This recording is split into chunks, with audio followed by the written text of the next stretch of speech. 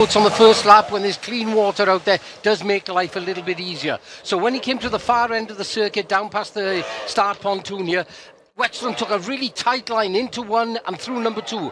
What the number 4 boat did was he came really wide, and instead of settling the boat in the corner, which does slow it down a bit, he just kept that boat on the top of the water through number 1, wide line through number 2, and then as they went down to the first right-hander he was just ahead but on the inside, nip and tuck, and that's where he made that move yesterday. Now Jonas knows that that's what happened with Torrente, so when Jonas gets off the line, he's going to make sure that he doesn't give him that opportunity, because as you said, Steve, Torrente is going to be fast on the first lap. He knows he's got to make moves, and he's got to make them fast at the beginning of the race before this water chops up. Yeah, and before Indonesia back in 2023, it was the first time that we had raced in Southeast Asia since the third round of the Singapore race back in 2005. Wow, Francesco Catanda won the race, Sami Celio was second, and your buddy Philippe Desertin was third.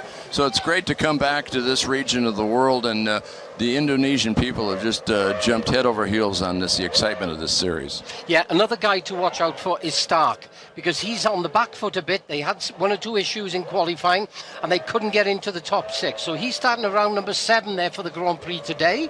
And the only thing I will say is that Stark is fast off that line, and I know they'll be running a slightly smaller propeller, Team Abu Dhabi, because they know if they can make some moves on lap 1, it's going to help them immensely come the actual race itself. So again, watch out for Stark, number 7 at the moment. I guess we're going to see him moving up the field and moving fast in the first lap or 2. The first back-to-back Grand Prix here in Indonesia, we have seen 2 different drivers win for the first time in their career. Believe it or not, as we mentioned, Bartek Marzwak in 2023, and then the Canadian Rusty Wyatt came around and won a very magical last turn to pass 2 places, past 2 Swedish drivers, and won his very first race at his very first event. So Jonas Andersson slammed the door on a very unique story after Bartek's win in 2023. That made 7 different drivers winning 7 different races until Jonas, 2 years ago, slammed the door on the competition, won 4 straight, and has won now 8 of the last 12 races. So Jonas Andersson has had this series by the scruff of the neck, and he's hoping that some of the stronger competition that's back into the series, like Sean Torrente and maybe Alec Vekstrom, will not upset the apple cart for his team. I did the interview with Wyatt there, and he knows because the conditions are calm, his boat is slightly longer, Steve, than some of the other front runners. But when the conditions get tough and when you get into back markers, that's where he really does come into his own. We saw it last year. He left it into the last straight of the last lap. It was a photo finish between 3 of those drivers, and he just managed to pip them on the last lap to win the race. But he knows that he's got to make a move there early on, and it's going to be really interesting to see how he gets off the dock. I spoke to Scott Gilman this morning. There's a lot of pressure on that driver, and he said, we've just been out there on the far end of the circuit doing starts. We know we've got the pace once we get into the race itself, but it's all about that crucial start, and they've been working hard on that. It'll be interesting to see whether they've made progress. Yeah, you made mention with Eric Stark, who's starting in the 7th spot in his first race since he's returned now to Team Abu Dhabi. Now, he joined Team Abu Dhabi back in 2018, and he had won a couple of races with the Maverick team and impressed Guido Capellini so much that he decided to take him on. And he and Sean Torrente fought to the very last lap of Sharjah. Torrente won the title, but Stark let everybody know that he could be the man for the future. Stark, by the way, has raced for 6 different teams.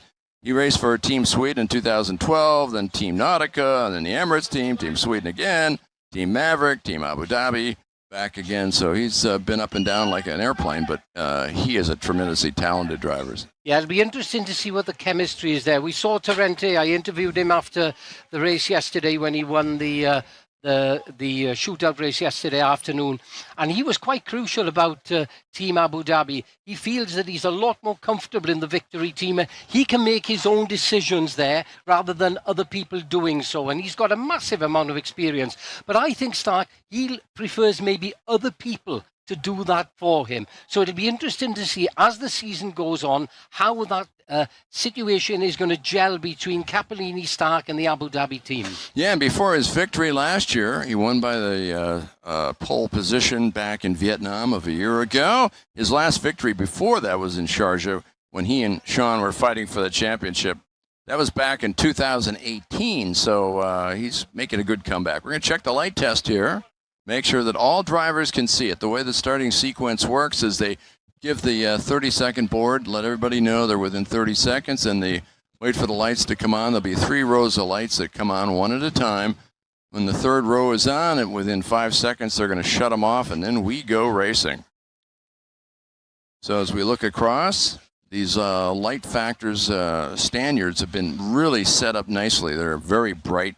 My word, you can see it from 2 kilometers away, Jonathan. Yeah, so we've got 3 sets of lights. So you'll see the lights come on, and then one by one they're going to go off. This is the light test that hopefully we're going to see once all the drivers are happy, because they'll have been talking to the crew chiefs and the crew chiefs on the radio, and they'll be talking to the governing body there to say, okay, we're ready to see what happens. So you can see set of lights, then one light goes off, 2 lights goes off, the 3rd light goes off, and they are away. So 2 different philosophies. Jonas Anderson spending all winter long, shortening his boat, working on the power. And then at the same time, you got Sean Torrente.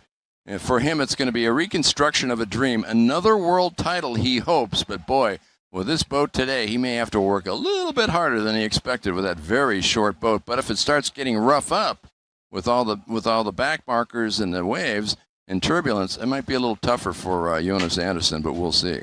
Yeah, but he just seems to have had that boat balance well, hasn't he, over the last number of races. And this is a new boat that he's been working on with Christian Molgaard in Denmark. I think what they do is they use the DAC safety cell because that works very, very well and protects the driver. But then the rest of the boat they invent themselves. Not only have they got this boat here, Steve, for the first time, and he said he's made some good progress with this. They already have another boat that they're working on, and he said that boat should be available for the next race. So what he's going to do is he's going to test both of them when we have free practice a couple of days before the race, and then decide which way he's going to go forward. Yeah, and his older boat, which is sitting back behind the tents, is just as fast. He took that out on Friday, and he said, whoa, they're about the same speed. So it just sounds like it's getting better and better, the progression of the way he's worked it out. He thinks about it all the time. So less than 2 minutes to go. We're getting very close. Tens of thousands of fans look on in eager anticipation, ready for today's Grand Prix. Watching their heroes as they fly the boats along in tremendous speeds, 4 to 6 Gs in the corner. Jonathan's done that for many years. He knows what it's like. And here in this race circuit, it's not going to be throttle full at 85%, but it's going to be close, even though this race course here can be very, very difficult. Yeah, as you pointed out, Steve, it's all about acceleration and mid-range here. These boats are capable of going a lot faster than what you're going to see them here. But because you've got so many corners, you've got to have good acceleration in, out of the corners, and then to the next corner, the short chute that we have. It's quite a technical circuit, Steve, so it's going to be interesting to see how a lot of these front runners actually tackle the course itself. Very close to 1 minute. The driver is now very much alone with their thoughts, and they are ready as their dedicated crew stepping off the sponson. It's time to settle the age-old question, who's fastest on water, as we bring you the 3rd F1 H2O race here in Indonesia. We're just moments away. As we check the lights now, all quiet, fans anticipating a tremendous start, as are we. This Lake Toba can be a complicated mistress. We'll see how it pans out here. We wait for the lights, very, very close to the time. There's the first row of lights, second row, third row of lights. The lights come on. And off they go. They explode away from the dock. And they're off on a 24-lap odyssey is underway with over 10,000 horsepower unleashed at once. And as they fan out, heading down toward the 2 commitment buoys over on the south side of the race course, we hold our breath. It looks like Jonas Anderson got a clean. Oh my, there's a problem. Somebody got racked up on the far side. It could be Ben Jelf from our vantage point, it's hard to tell, but there was a argy-bargy going on down there, Jonathan, and over he went. And one of the drivers went upside down, so there was all sorts of pinching in that corner as we see the driver coming out after he barrel rolled the boat. They got tied up, knotted up, and we'll have to wait and see exactly what happened there. But Jonas Anderson was making good his escape and trying to get through. Oh, one of the Abu Dhabi boats. That could, Steve, that could well. Is that Stark? That's what I'm Number thinking. 6 boat, Steve. Yep, that's Stark.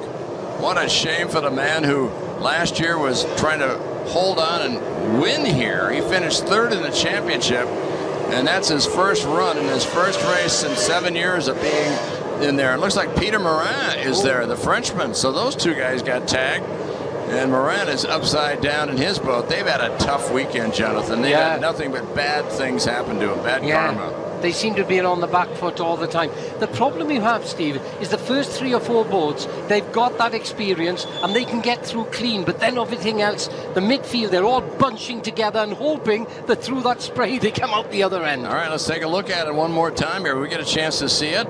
We saw it with our eyes, but now we'll get a better vantage point. There is your man on the right. That's your Poulsen. Now look in the middle of the pack right here as they start pinching in. 3 boats were trying to be in the same spot at the same time, and that did not work.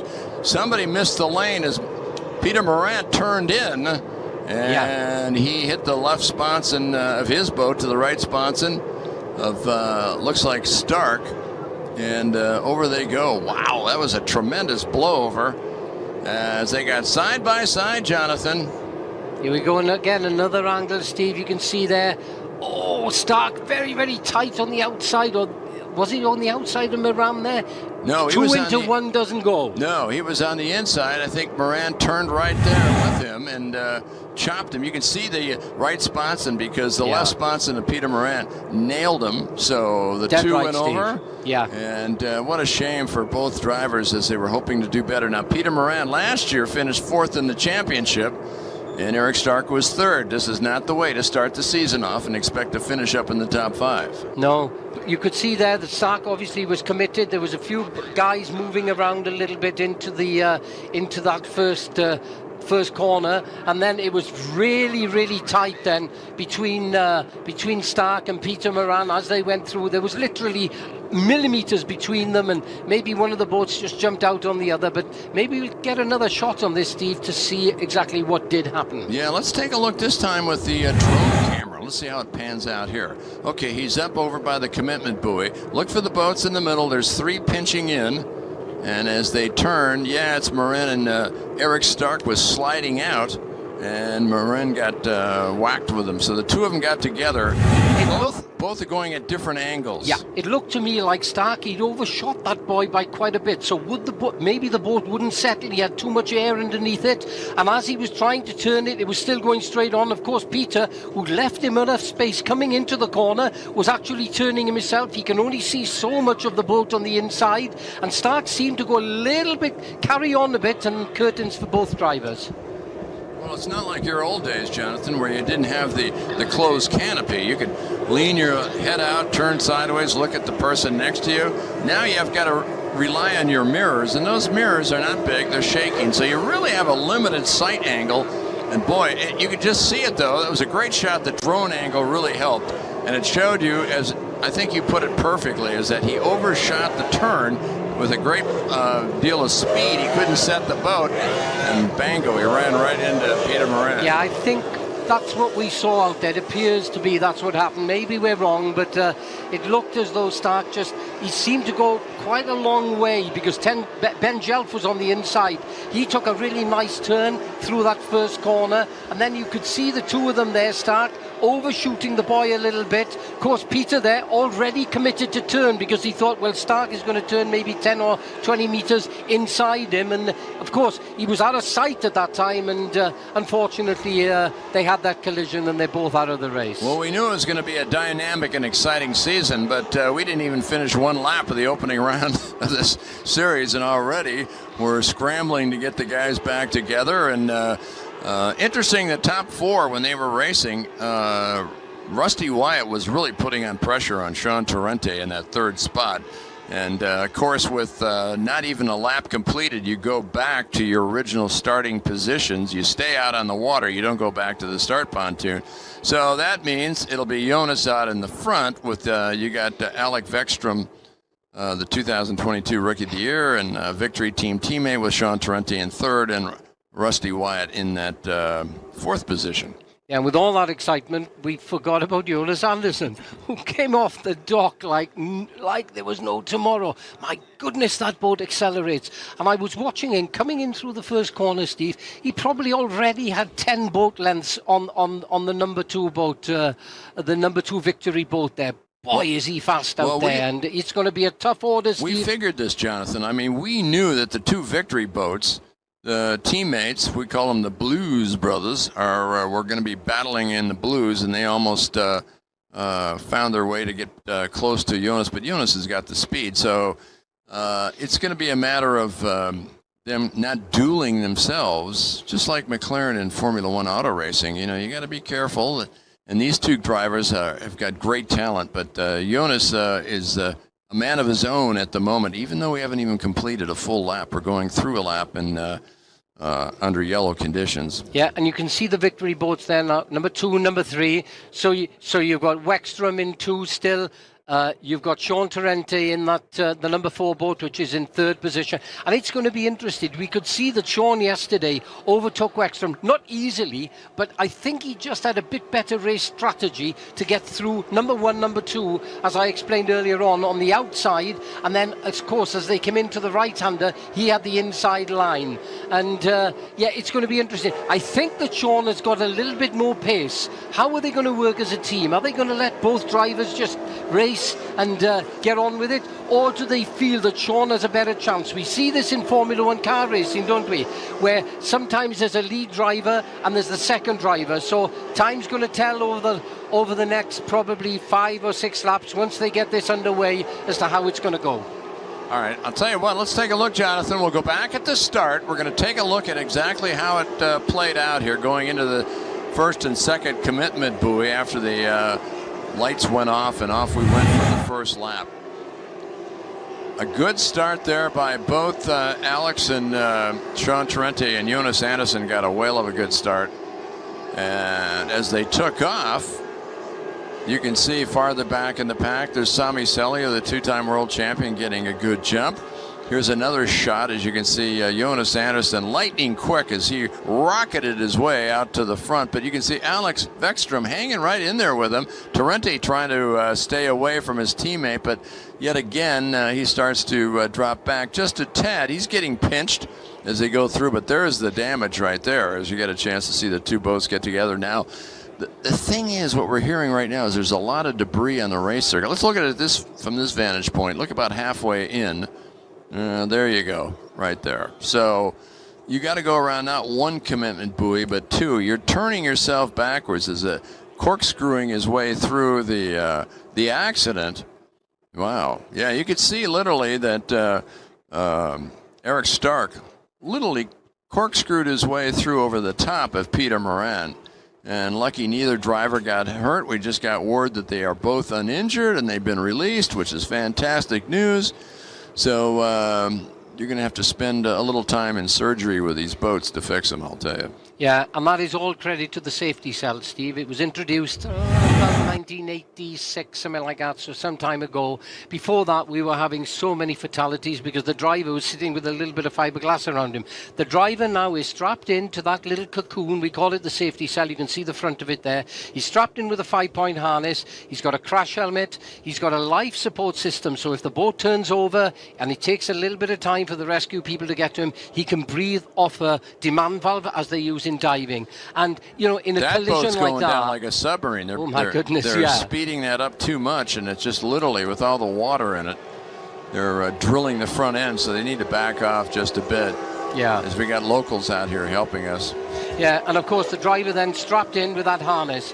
It then, with the impact, there's crash boxes either side, so when one boat hits the other, that absorbs the energy, the crash box, and not so that the driver doesn't absorb too much energy. And as I said, going back many years, there could have been a fatality there, but because of the safety cells as they are today, it just helps in the event of any incidents out there. All right, first 2 turns, the commitment buoy, the accident. Now we're pacing ourselves around 3 laps, and there's 21 laps still to be run. Is there anybody right now, in your vantage point, you think can get an advantage to this because they're running so slow for these amount of time? Okay, so what happens now is they don't know. This race could restart at any point on the circuit. They have no idea. But the crew chief sitting in timing, they're going to be able to see the officials to see when that flag drops. The officials will give them no indication whatsoever. But what they've got to make sure is that the drivers are really tight behind the driver ahead of them. So for instance, with Jonas, Sean knows full well that if he can take him on the restart lap, he's going to be able to dictate the race to some extent. So this restart is going to be crucial, and we're probably going to see the more experienced teams gain places on that start. Well, it looks like everybody's getting back into position. The safety vehicles they've picked up the debris that looks like they had scattered with the accident. So as you say, it could be any second now we could get the restart here. We hold our breath with 3 laps out of 24 gone. And we've been on the yellow flag for just over 11 minutes here. As we can see them all trying to bunch up here, trying to catch up. Back they've got to watch markers. that, Steve. If they fall back too far behind the front runners, then they're going to be penalised for that. Because at this stage, all of these boats should be pretty much 10, 15 metres behind each other for the restart.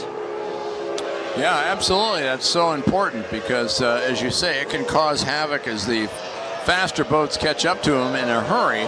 And all of a sudden now they're playing back markers when they shouldn't be that close early on in the event. Yeah, you could see Stefan around there on that new. I spoke to Claudio, the guy that's designing the Sharjah boat, the new boat. They've been doing a lot of testing in that emirate over the winter, and it's going to be interesting to see how they get on. All right, we hold our breath. Any second we'll be judging to see if we do get the green flag as they come whistling down on the far side of the race course. The yellow flag's still out. And they're trying to bunch up the back of the field, just as you said, Jonathan, trying to pinch them up and get them up toward the front. So everybody else closing up quickly. See Rusty Wyatt is getting very close to Sean Torrente. 2 North Americans battling each other. And you got Duarte Benavent stopping in the middle of the race course down near the start-finish line. He's dead in the water, so now the Osprey rescue team is going to have to get the veteran Portuguese driver out of the way. So we're not ready to go back to racing. That's going to hold things up again for another couple of 3 laps. So some of the front runners there, very, very focused over the last couple of minutes. Now they're going to have an opportunity to relax, gather their thoughts, see exactly where they may be able to make that move. Torrente there, we saw him yesterday. He's in 3rd at the moment.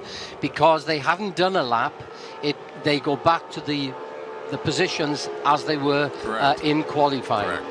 Yeah, and Duarte Benavente was starting his 166th race.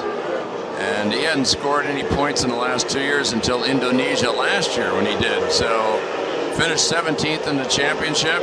Been racing a long, long time, has a couple of podiums, but he will not get one today as he is dead in the water, and the Osprey rescue team trying to hook up and get him off the race circuit as quickly as possible so we can get this event rocking here. Yeah, they can relax again. Now, they're obviously, the crew chief is on the radio to all of these drivers, telling them what the situation is, that they've had to tow in one of the boats that obviously has got some kind of technical problem. So it'll just give them a bit more time to gather their thoughts. But there we go. So it's Anderson, Wexstrom in 2nd, Torrente in 3rd. We saw that move with him yesterday. Wyatt, very, very experienced in that number 4 slot, and the British driver, Ben Jelf, hanging in there in 5th.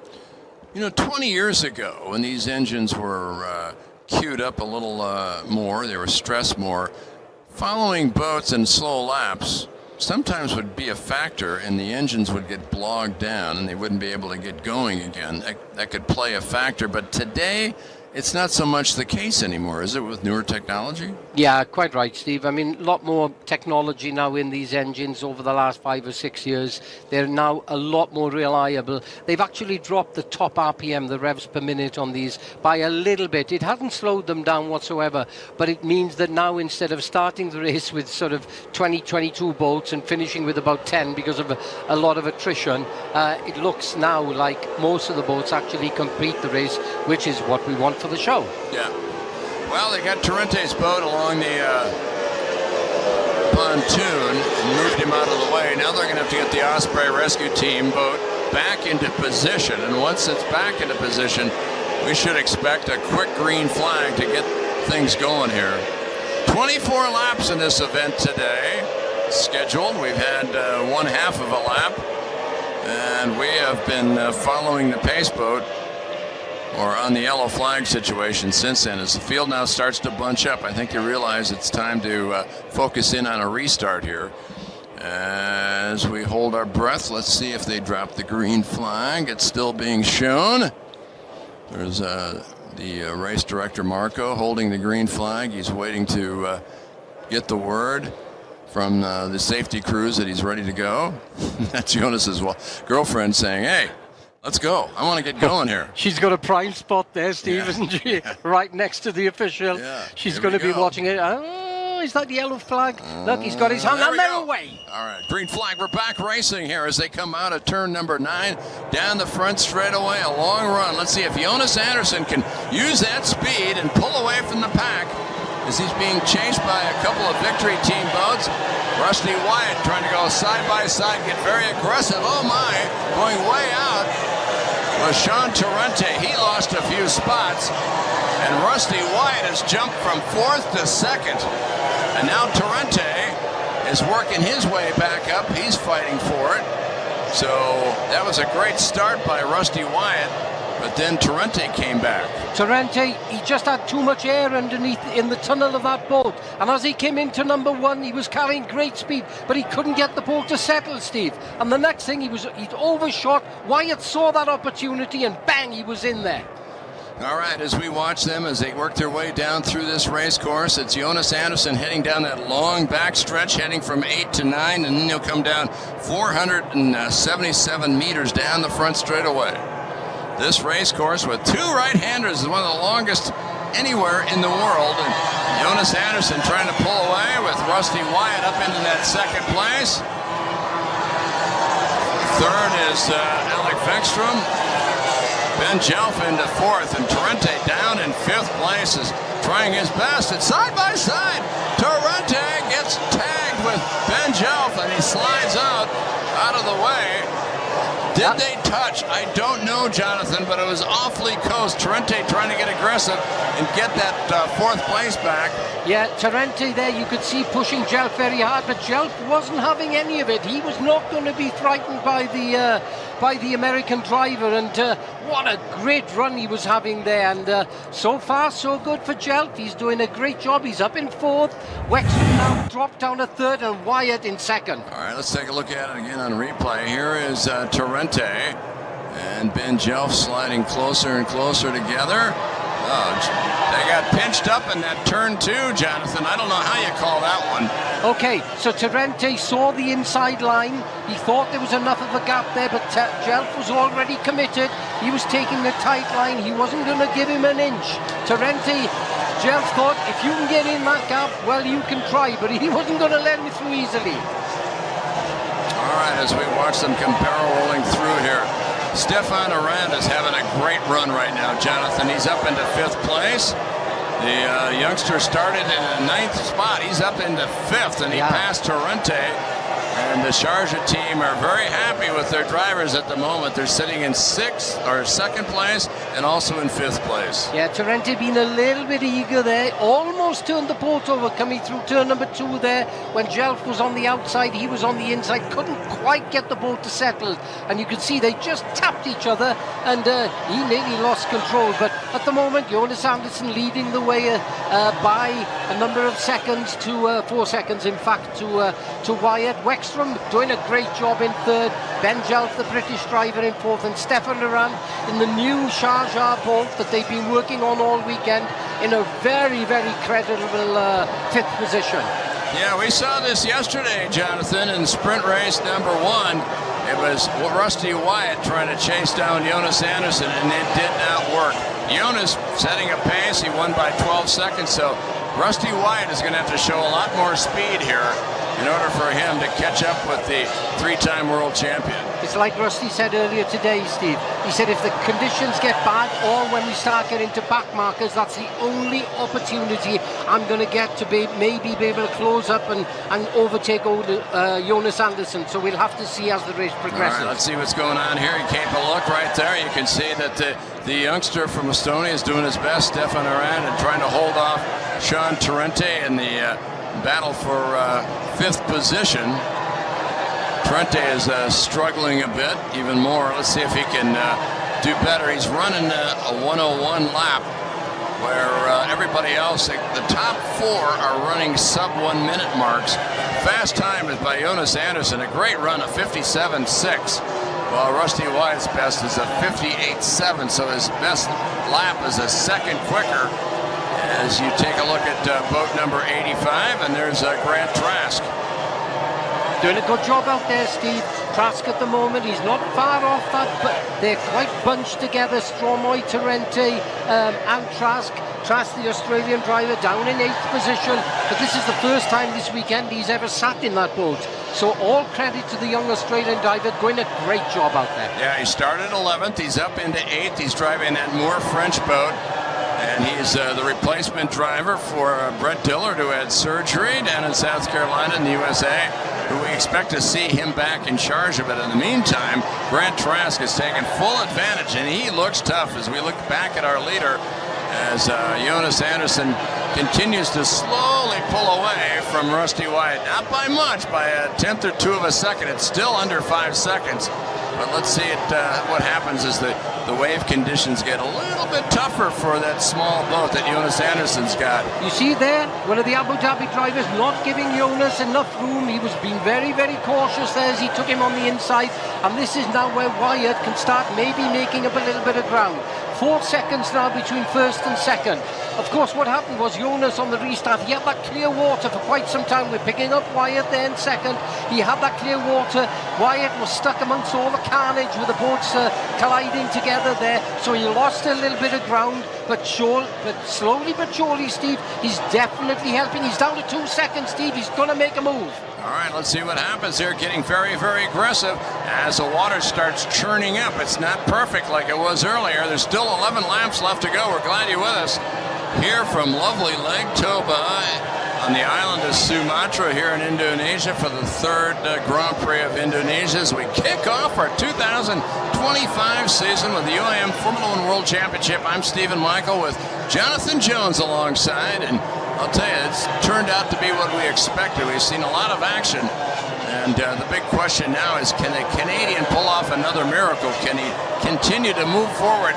Maybe Jonas got tied up in the traffic and he lost a second or 2. Now we'll find out if he's got it squared away and if he can build on that lead that he had. Yeah, exactly right, Steve. You could see on that last lap, one of the young Abu Dhabi driver there was turning fairly tight on the corner. Jonas didn't want to take any chances. He backed off a second and a half, which allowed Rusty to close up on him. And this is what I was saying earlier on. Once these guys get into back markers and the water conditions get a little bit rougher there, is Wyatt going to start being able to put the hammer down? That's what he did last year. He took Jonas on the very last lap, on the very last straight. It was a photo finish, if you remember. Yes, he did. What a great race that was. We had a great time watching that one. Well, I tell you what, Jonas got that vibe back because he gained a second and a half, and now it's a tick under 4 seconds, so he got it back as he continues to work his way around back markers. He's coming up on 2-time world champion Sami Celio. Celio was lapped yesterday in the 14-lap sprint race, and he's about ready to get lapped again. So you've got a 2-time world champion, a 3-time world champion. Sami Celio in the 11 machine with the Red Devil boat is doing his best to try to get toward the front again. He hasn't won, Jonathan, in 9 years. That's hard to believe.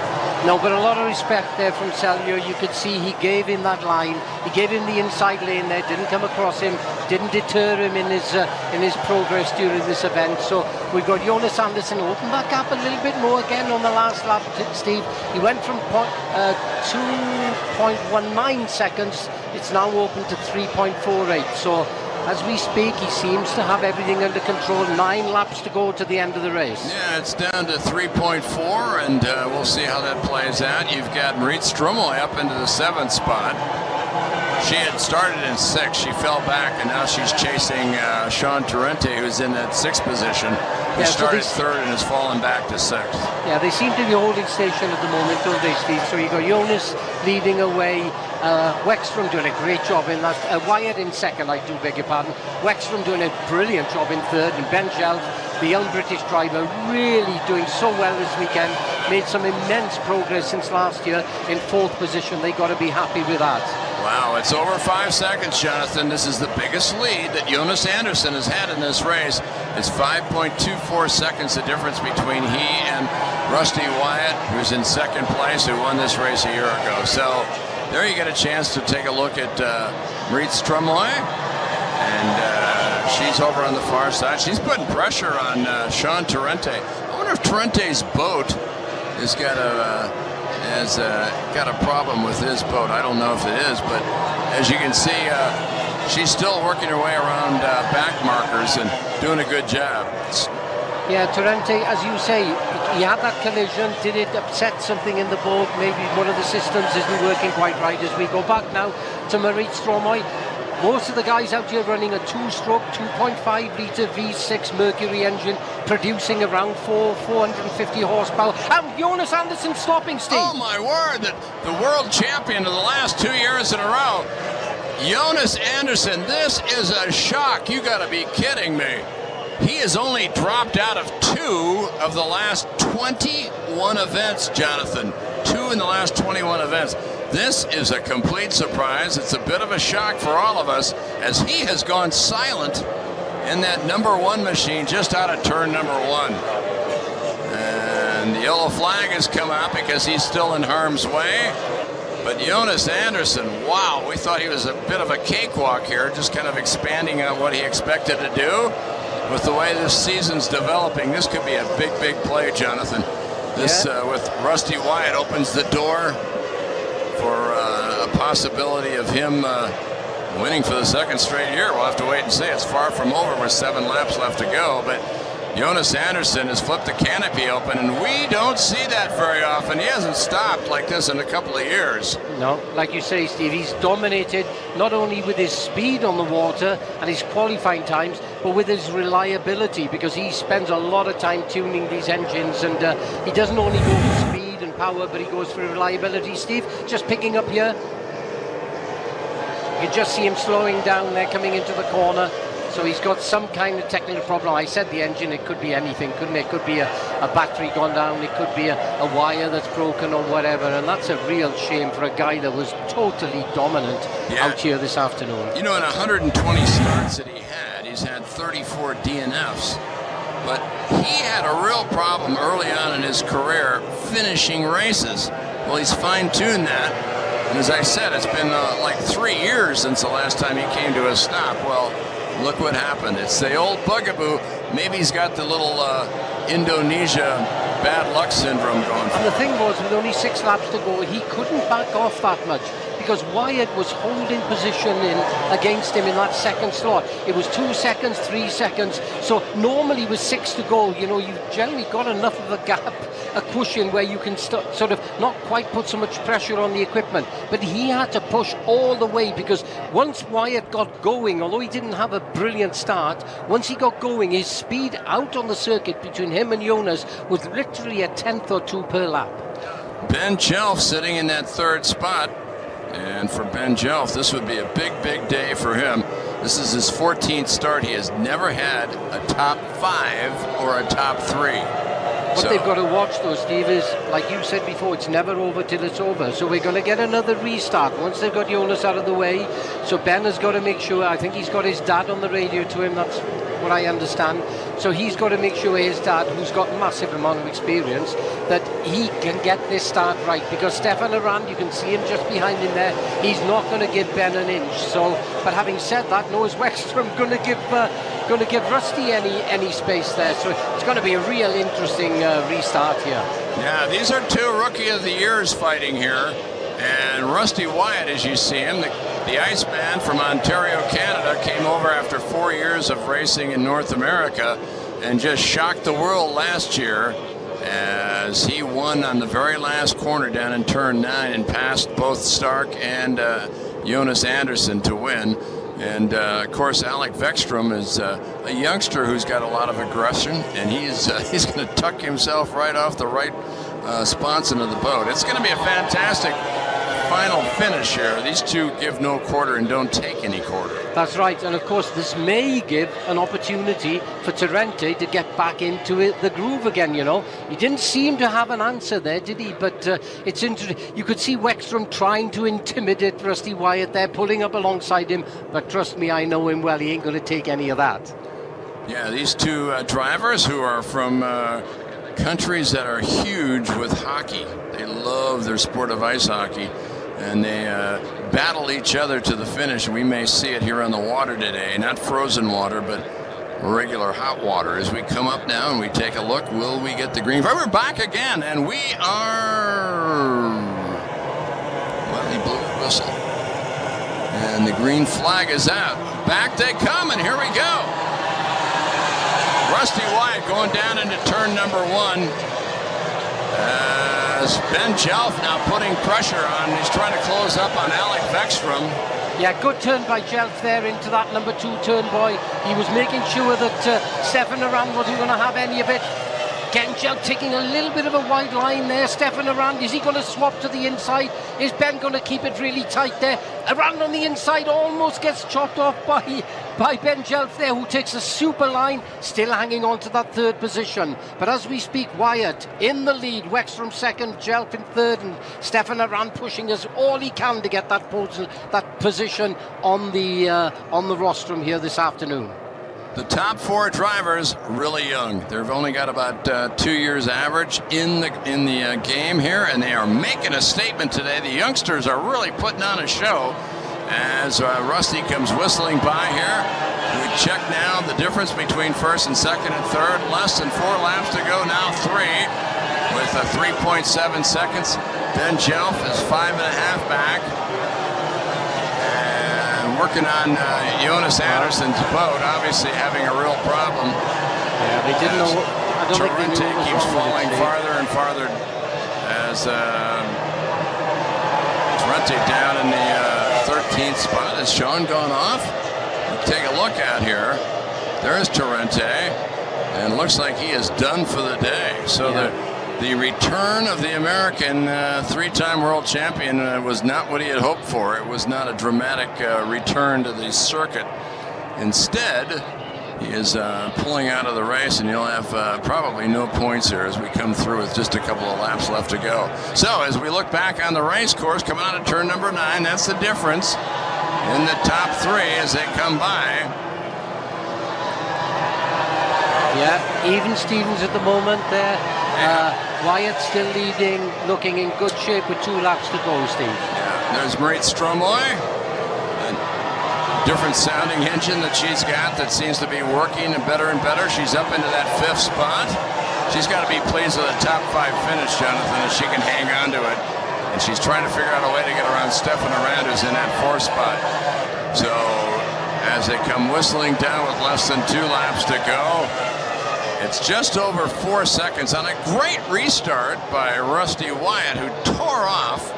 And you could feel the heat from Alec Wexstrom, but that's not going to happen right now, as Wexstrom is out of the picture at the moment. As look at the lead that Rusty Wyatt has put together. As we look back for Wexstrom, there he is.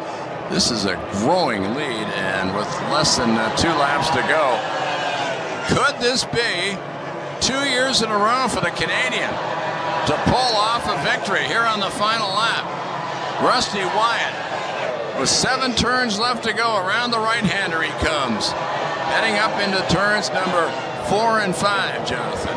Yeah, done a great job out there. Hasn't put a foot wrong all weekend, has he? And like you say, last year's winner looks like it's going to be this year's winner, although he's still got to get to the checkered flag. And I think now that Wexford in that second place, he's got enough of a gap between him and Ben Jelf, the British driver, in third. And so he's probably just backed off a little bit. He's quite happy that if he gets that second spot, and believe me, I'm sure that Ben Jelf to get third position, and he's been so competitive all weekend. Great job there from the young Brit. All right, as he slides out toward the final turn, Rusty Wyatt heading down in toward turn number 9, trying to accelerate away, and he comes across and wins. Rusty Wyatt picks up his 4th victory, takes the lead, trimmed it down to about 4 seconds, but Jonas Andersson came to a complete stop, and he proves that he's human, because he hadn't been shut down in a long, long time. So. No, and he had so much pace out there, didn't he, for the whole, well, not just for the race, but the weekend. I mean, he was so quick in qualifying and everything else, and really upset. Oh, and there we see Jonas's teammate obviously got a bit of a problem there as well. Yeah, Johan Osterberg, the first-year rookie, getting his chance to race in his first race, and the boat looks like it's... not the perfect end for Team Sweden. No. Both drivers having a real hard time. Unofficially, he finished 12th. And, of course, they're taking back the Maverick boat, being hauled back in. And that's Cedric Deguine. He changed his engine before the race, as did Mansour Al-Mansouri, the rookie, and then Sami Celio, who had a tough day. He ended up finishing 11th, though. And so he came within a point or so of picking up a point. But Sami Celio charged up from the back. But Rusty Wyatt, what a day for him. Rusty Wyatt wins this race for the 2nd straight year in a row, his 4th of his career in just 7 starts. And who would have thunk, Jonathan? I mean, we weren't expecting this. We knew he could put a challenge on Jonas Andersson, but we didn't see it yesterday in the sprint race. No, but you could see that he had the pace. The problem was getting off the start pontoon at the start of the race, and that's where Jonas seemed to have the upper hand on everybody this weekend. And that pole position, you know, it's the shortest run into the first corner. Of course, the other guys, they're further back, so they've got to make up a little bit of ground. But fair play, Rusty, 2 years running. We'd never heard of this guy until Indonesia last year. We'd heard of him, but we didn't know what he was capable of. And he came away with that first win last year, and boy, second time round, another win. I gotta say, all credit to Scott Gilman and the Sharjah team. They put together a pretty strong package there going forward for the rest of the season, Steve. Yeah, and I know it sounds corny, but these guys really like each other. I mean, the teammates are happy. It's kind of an environment where things are going with the flow, and they get things done. There's not a lot of tension. There's not a lot of yelling. There's just very calm. Just get the job done, and that's what they've been able to do. And, you know, Rusty is a typical North American kind of like, yahoo, let's have some fun. And his family is right there with him. Yeah. And I think also when they were qualifying yesterday, I was talking to Scott, and he said, you know, they should have maybe done a bit of this, a bit of done of that. So he knew that they had a little bit more fuel in the tank, maybe if you call it that, to up the performance. So they were a bit disappointed in qualifying. They hadn't done better. But, you know, come the race, he really didn't put a foot wrong out there, did he? He pressurized Jonas. He was only 2 to 3 seconds behind him for the entire Grand Prix. So yeah. And also, maybe looking good going forward to China, because the next event in Shanghai, I mean, if it's the same venue as it was last year, it was rough out there, wasn't it? The conditions are rough, and that will definitely play into Wyatt's hands, because he's got that slightly longer boat, which doesn't accelerate quite so well. But once you get in the rough stuff, boy, he's dynamite. Yeah, and it's so important to have the right setup, and for him, I mean, that's the same boat that Sean Tarenti won years ago in Doha in Qatar. Yeah. So it's once you find it, you know this, you're a boat builder. Once you find the correct hull combination, you don't chuck it out because it's a new year. You keep it and refine it. Yeah. You develop, you make new boats, but you take a lot of time to actually introduce them onto the race circuit, you know. And Rusty now, he spent a year in this boat, so he knows every single inch of the boat. He knows how it handles. He knows where he can gain, where he can't gain. He knows his propeller choice this year is a lot easier than what it was last year. And all those little ingredients, you know, you find 100th here, 100th there, maybe a 10th here, 10th there, and that all helps in putting together the package that they've had here this weekend. Yeah, absolutely. So the driver from Innisfil, Ontario, picks up the win, the first of the year, and then we start focusing on down the road here as we celebrate his victory. Just over a month's time, we'll be in China. It'll be the 30th Grand Prix that we've raced in China. I know you were there in the first one. We were. One of my sponsors introduced Formula One powerboat racing to China. I remember that many years ago, and fortunately, we've been back there every year ever since. So it's a great place.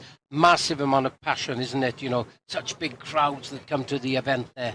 It's really good. But Steve, we haven't talked about maybe one or two of the other people a bit further down the field there. Stefan Arand, 4th position. He's got to be happy with that.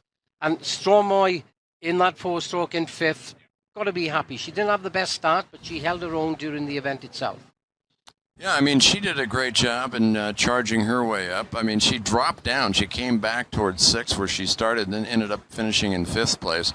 But yeah, the youngsters, as we talked about, I mean, Rusty Wyatt, he's a youngster. It's only his second year. He's 30 years old. But Alec Vekstrom, who was a Rookie of the Year a couple of years ago, he's back after missing a year hiatus. And then you got Ben Jelf, who's only in his 3rd year. And looked like Alec Vekstrom set the fast time of the race. He did a 57.957. Congratulations for him for the finish star. And then, as you said, Stefan Arand, he's only early 20s, just graduating from college. And yeah, let's take a look at the final unofficial standings here that we have. And quite a day here, filled with surprises, and it took a while to jumpstart this event, but once it got going, it got great. So Rusty Wyatt wins this race.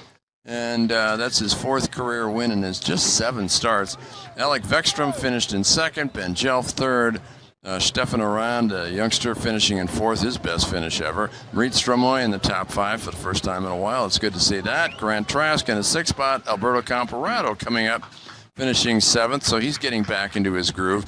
And then Damian Cohen, who really struggled with engine problems and so forth yesterday. He was behind the 8 ball, but he came up and charged up to 8th place. Congratulations to him picking up some points. Bartek Marczak, the winner back in 2023. Sami Selio, the driver from Finland, finished in the 11th spot. He came all the way back up. He was way down in the 18th position. A rookie, Mansour Al-Mansouri, finished in the 12th spot. Johan Osterberg, another rookie, in the 13th spot. Cedric Deguin, veteran 14, Sean Torrente, he's got to be pulling his hair out. He had a tough day. Jonas Anderson, of course, a surprise, a huge surprise. And then Alexandra Bourgeot in the 17th spot. Duarte Benavente dropping out. Eric Stark with Team Abu Dhabi going out after the crash with Peter Moran in that first corner. So right out in front of us, there you have it. For them, the boys in Canada, this is pretty warm water. They jumped in. It's about 25 C. And this is how they celebrate. He's excited. He's ready to go in. Yeah. Hey, you might as well make it dramatic, right, when you go in? Yeah, and a couple of the crews there that have worked really hard in giving him this package this weekend. And what a great result there. The other thing I've noticed, Steve, is that, first and second, different Emirates. So we have the Emirate of Sharjah finishing this weekend in the top spot, and Wexstrom there for victory in that second. Be interesting to see what happened with Sean there, because he looked very, very strong at the start of the race. I'll tell you what. We've seen the drivers in the standings so far, or how they finished today. Let's look at the team results. You mentioned team, Jonathan. Let's see how that all panned out here for us. There you go, Rusty Wyatt, and he puts himself in a position where these are driver championship points unofficially. Wyatt jumps to the front, and you've got Vekstrom with a good run yesterday and finishing second today. He's second. Colin Jelf, the UK driver, looking strong in third. And another youngster, you get a chance to see Stefan Aran in the 4th spot.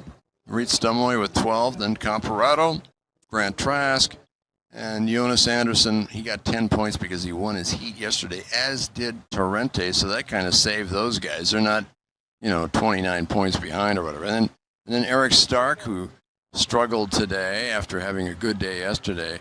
Bartak Marzawak, Peter Moran, Sami Celio, all in single digits. As you'll work your way all the way down to Duarte Benavent, the driver from Portugal, who finished 10th yesterday and did not finish today. So, and let's take a look at the team results. Let's see how this all worked out here.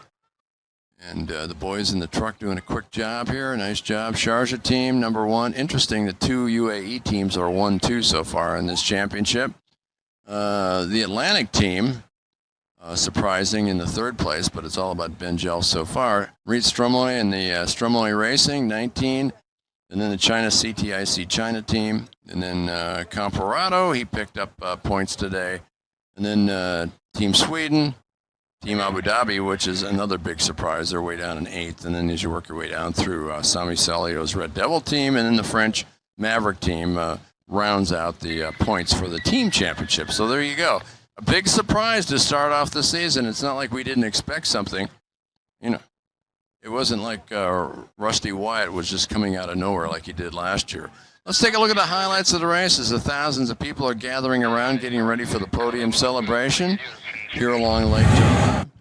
And off we went, and yes, Jonas Anderson got the start he wanted, a perfect start as he charged off.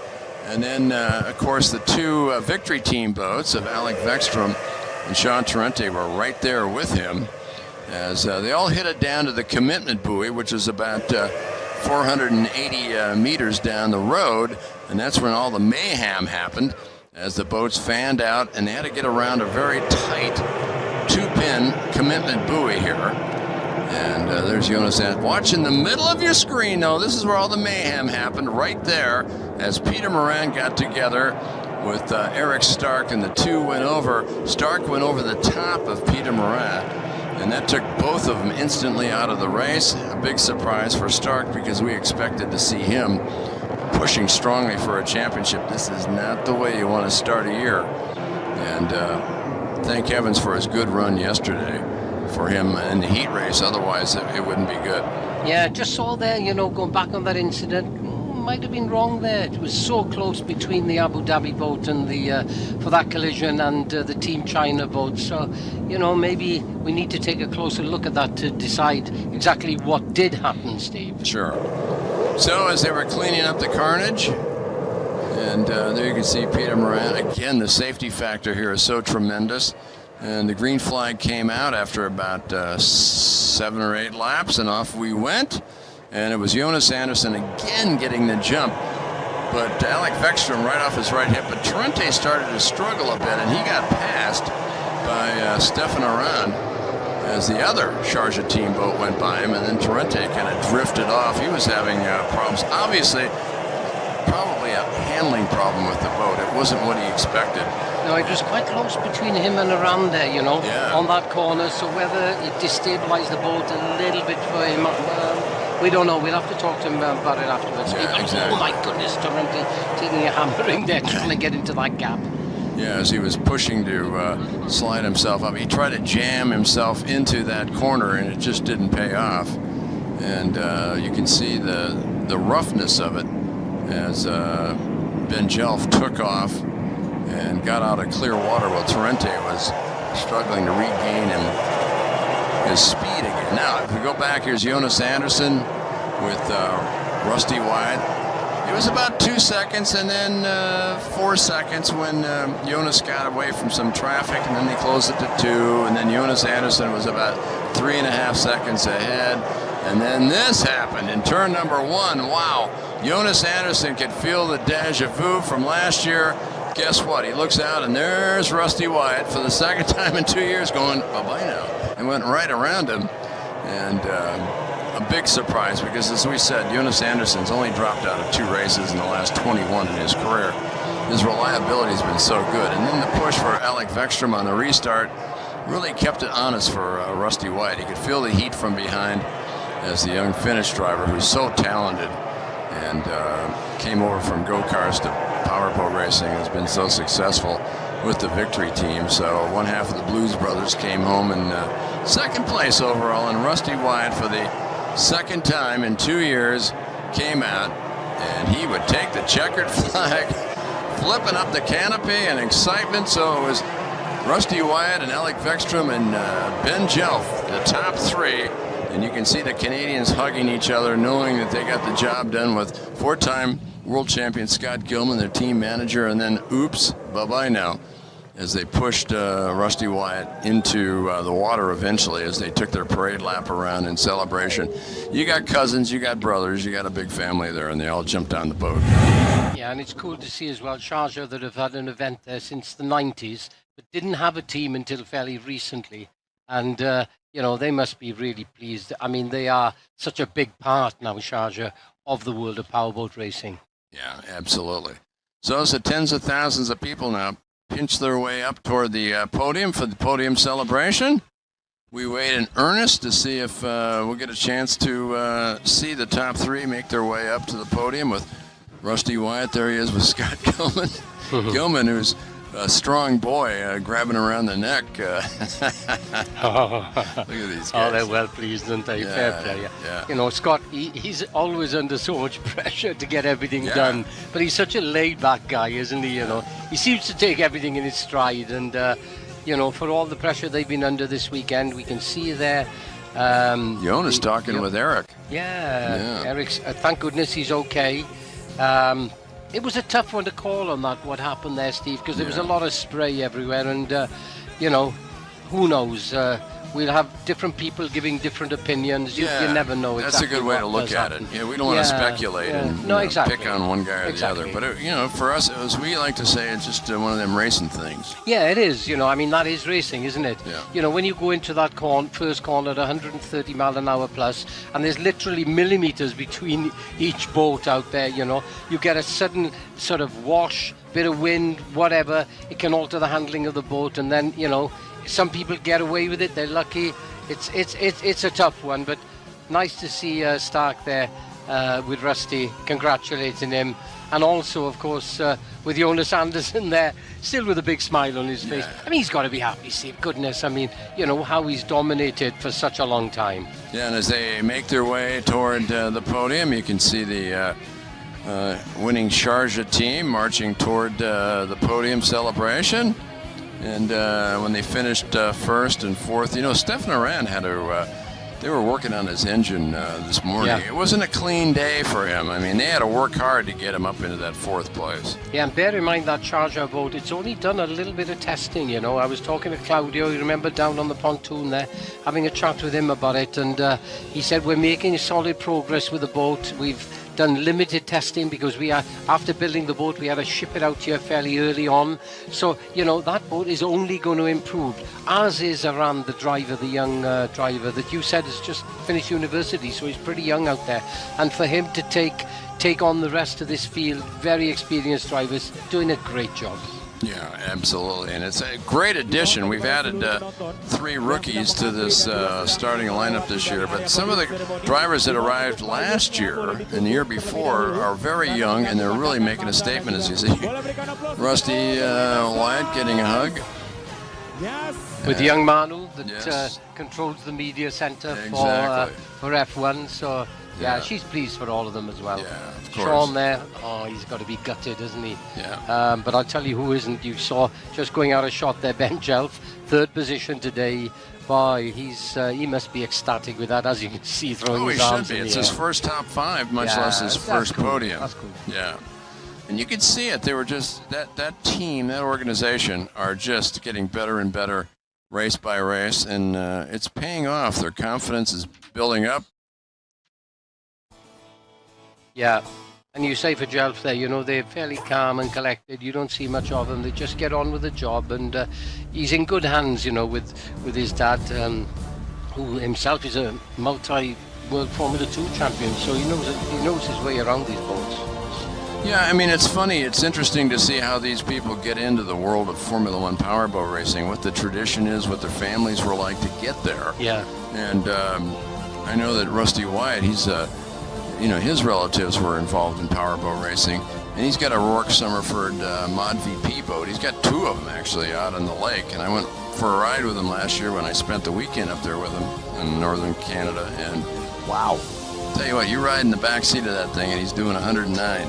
Yeah, you know it. I can imagine. And I believe he's got an aircraft as well, Steve. You've been flying with him recently? Yeah, his brother Ray has. His brother Ray is here, and I think he was there in the shot. He's a little bit older, and he's a tremendous flyer. He loves that's his thing. Yeah, and you were saying you went up on the lakes with them in Canada there, flying around, and some beautiful scenery, right? Yeah, he made me jump off like a 20-meter cliff into the water. Scared the bejesus. That's cool. Yeah. So, looking back at the race today, Steve, I mean, some of those midfield runners were a good surprise for us as well. I mean, Grant Trask there, in that 6th position, he really held his own there, having only got into that boat for the first time this weekend. So for Team China, I think he's done a really good job as well, as is so we got 2 Australians in the top 10. Damon Cohen, finishing in that 8th position. He's got to be chuffed with that when you look at the competition that he's against out there. Yeah, well, he was a tremendous racer in Australia. It's not like he's just jumped into a boat for the first time. He's got a lot of good championships and an easy step into the cockpit for him, even though he's never done this before. And yeah, as we said, they started off slowly this weekend, and they were on the back foot, and they came there forward in a hurry, and they saved their best for last. So good for him, good on him, as they say. Yeah, some of the officials there really excited about what they've seen this weekend, and 3rd time back here. Remember the first time? My goodness, we had such bad weather. It was like in the ocean. So one of the ministers going out there now, Steve, I guess, to the stage to give out the trophies. Yeah, we had the Minister of Sports that was here all weekend, and he was at the drivers' briefing yesterday, and he's quite a fan of powerboat racing, so that's really cool. That's good to have the local community and the national people. We had the leader of the country come here, 2 years ago? And what was good news as well? Last weekend, the organisers of this event put on a jet ski race, a World Championship jet ski race. My understanding is that a local 16-year-old Indonesian, he actually came away winning that race. So, we've got the events here. Let's hope that one day we see a local Indonesian actually competing in Formula One. Yeah, wouldn't that be fantastic? Nice? Yeah, that would really be nice. Yeah, and they went crazy. They went gaga with this guy winning, this little 16-year-old. The whole country went nuts over it. It was fun to see the highlights of that. Yeah, that bodes well for the future, doesn't it, for powerboat racing in this part of the world. A lot of selfies going on, and I tell you what, you get a lot of attention here, Jonathan, when you're walking around. And that's the man who is the person that runs the area. He's actually the governor here of this area, of northern Sumatra. So this is a huge island, and believe me, that's a lot of territory that he covers, and it's so important to have him on our side. You said it, Steve. Going forward, he's a very, very important link within the chain, isn't he? Yes. So hopefully he's seen enough here this weekend. First time I think he's been here. Hopefully he's seen enough this weekend to say, okay, let's do a multi-year deal. Come back here, because it is a great place to race Formula One powerboats, isn't it? I mean, we spoke about the Sumatra region, and obviously it's a World UNESCO Heritage Site, and it's just a great place to visit, isn't it? There's so much going on. You can see every year we come back, tourism playing such a big part in this part of Asia. Yeah, absolutely. And as we are moments away from starting the ceremony for the celebration of this Grand Prix as we kick off the new year, and we head off, as I said, in about 5 weeks' time. Jonathan, you and I will be in Shanghai, and that's always a treat to go there. Shanghai is a great city. Yeah, we've been back there so many times. We've actually raced on the Bund.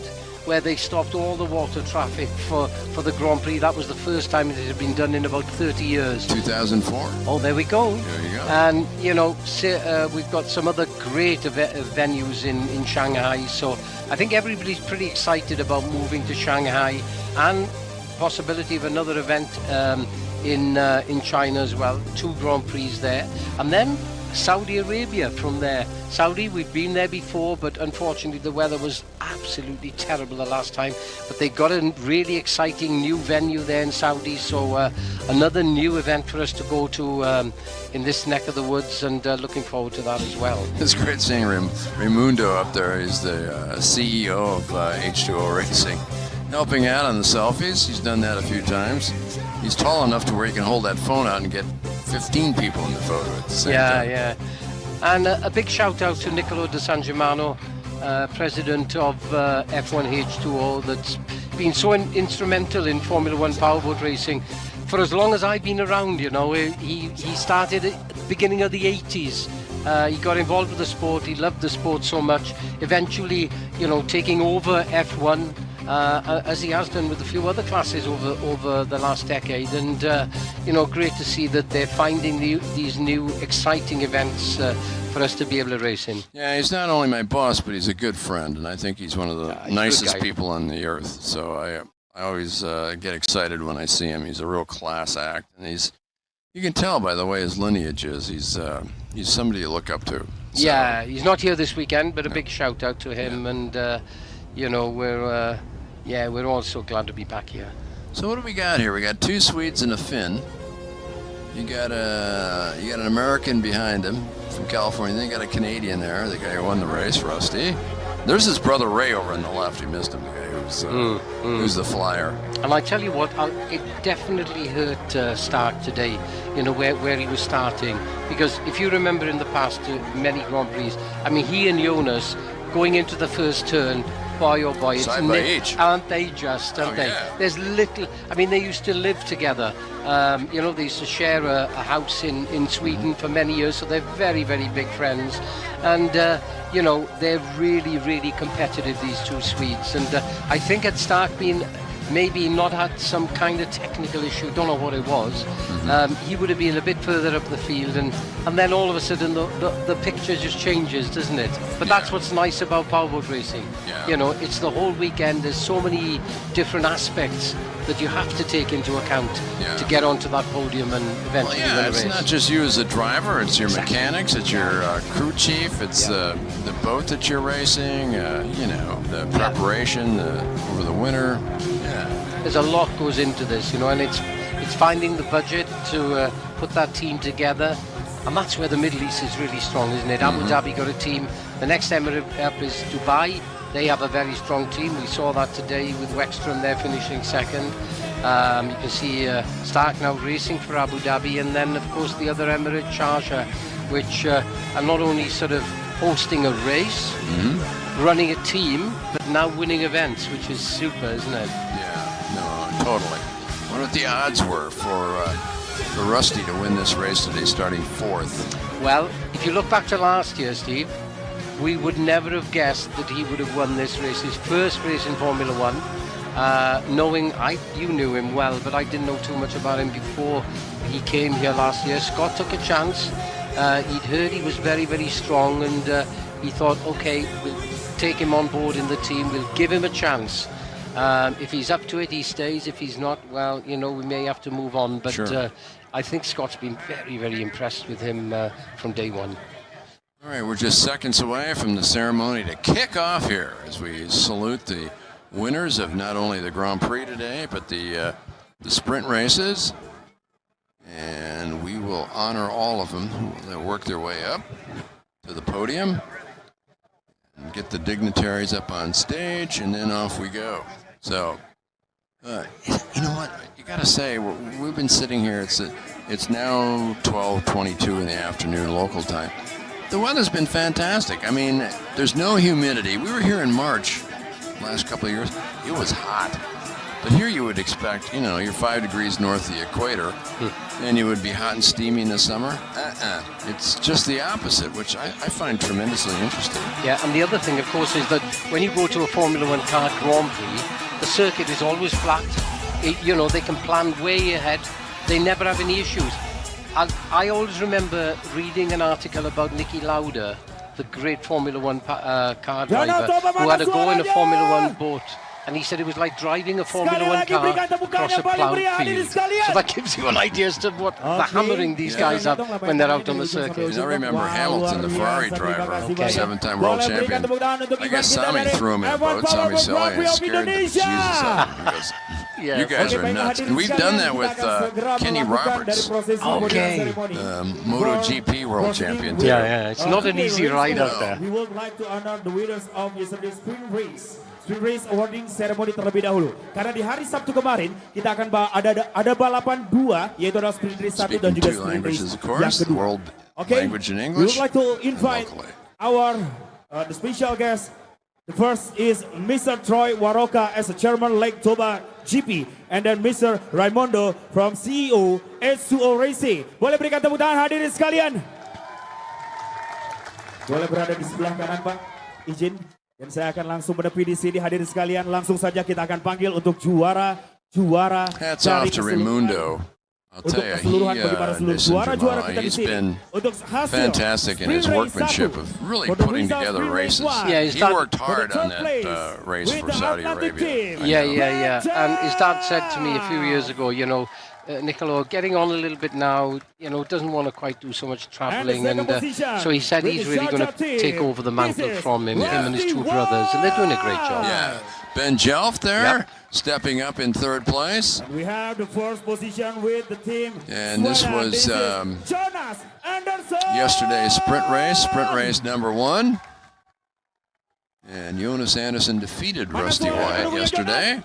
Happy for winning that yesterday, but the main event today is what he wanted, wasn't it? Exactly. And he must be. He's been around such a long time. He accepts what happens, Some of the younger drivers would have been pretty torn up about it, but not Jonas. No. He knows. He's come from behind before, so don't count the guy out for the rest of the year. Like they say, it's not a sprint; it's a marathon. So he's he's only 10 points back, or 9 points back. So First time we've seen a Brit there. Steve, for a few years on the podium. I think that's nice. At one time, the UK used to lead the world of powerboat racing in all sorts of classes. We used to have about 5 or 6 people, Jonas there, taking the accolades. But it's nice that it's nice to see a Brit on the podium again. Haven't seen that for many years.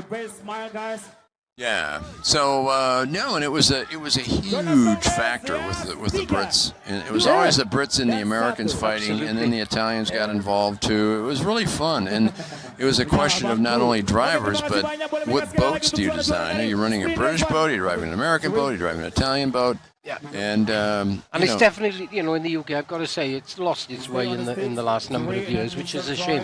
But this may rekindle the spirit of people to get involved, because they can see it. If they work hard, this is where they can end up. Yeah, I totally agree. And he's a good representative, a nice bloke. He's a good guy.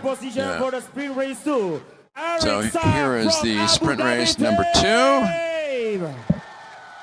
And there is Eric Stark, 3rd in the championship last year, switching teams back to Abu Dhabi, first time in 7 years. I think he's quite happy there, Steve, isn't he? I think so. He knows that he's in good hands. He's been there before. Things can happen. He's accepted that today, just like Jonas. And he's going to be this is a guy that watch out for him in the future. Great job. He's very talented. He's just got, he dominated go-karting. Well, at least he gave him a good run in Europe with Lando Norris and, some of the other people. But and the guy that's really upset this weekend, because when it comes to confidence, there's not many people who are more confident than Sean. Yeah. But what you see is what you get there, which is cool. Well, he's still got 10 points. Yeah, so. he's still we were saying yesterday, he's still a great asset to Formula One boat racing, because he tells it like it is. He doesn't sugarcoat anything back, anything. Absolutely. Yeah. He's a great addition. Yeah. Only Eric. All right, Jonathan, so the big thing for us, what do we learn here today? We've learned that Jonas Andersson is not invincible. He had a problem. He broke down first time in over 2 years. And I think we're in store for a great championship. I think you're right, Steve. It is so close at the sharp end. I think we're in for a good season ahead. Off to China we go. That's coming up next. Hey, thanks for being with us today, and for my 24-year broadcast partner, Jonathan Jones, along with a tip of the cap to our very professional broadcast crew, saying it's always, whether it's good morning, good afternoon, or good evening, wherever in the world you may be at the moment, you've been watching the most exciting racing entertainment on water, the UIM Formula One World Championship. Up next, in just over a month's time, we'll be heading to China for back-to-back races in Shanghai and Zhengzhou the first 2 weekends of October. In the meantime, you can follow the tour by going to our official website at f1h2o.com and our Instagram and Facebook's accounts for all the latest news. Until then, enjoy your days, love your life, because life is always a journey to be savored. From the exotic country of Indonesia and beautiful Lake Toba, I'm Stephen Michael saying so long, everybody.